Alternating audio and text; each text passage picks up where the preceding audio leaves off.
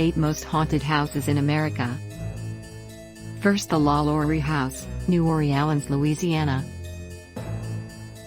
Madame Delphine LaLaurie, a real-life socialite and serial killer, who orchestrated a torture chamber for slaves at the Royal Street Mansion from 1831 to 1830, before responders to a fire uncovered her dark secret. LaLaurie's victims are said to haunt the property to this day. From the street, pedestrians have heard shouts, moans, and weeping, while some even claim to have seen ghostly faces in the upstairs windows. Second, the Castle, Beaufort, South Carolina. Beaufort's most recognizable antebellum mansion is also one of the South Carolina town's most haunted.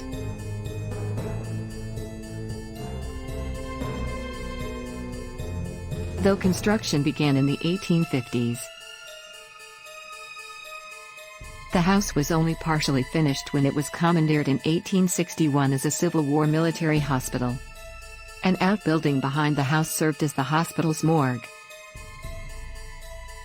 Third, Lizzie Borden House, Fall River, MA. According to some, Lizzie Borden still laughs about getting away with murder. Late at night she can be heard cackling at the top of the stairs near the spot she gave her stepmother 40 whacks.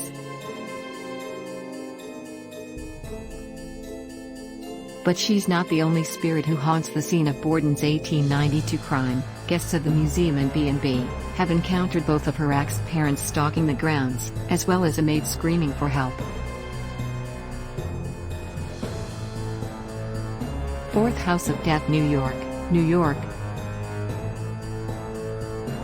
The House of Death, a famous brownstone off Fifth Avenue, is reportedly terrorized by a whopping 22 ghosts.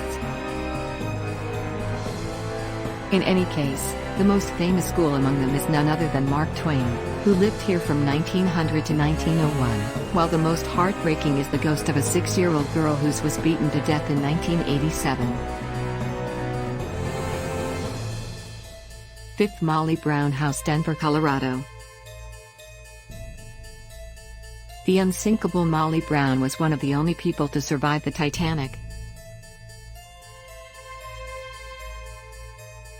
But she wasn't entirely unstoppable. She died in New York in 1932.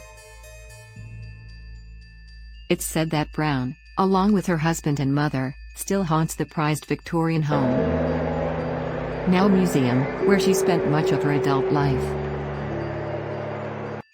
Visitors say they've seen apparitions in the dining room,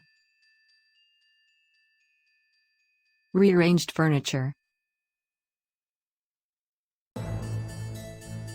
Catherine, who died at a young age.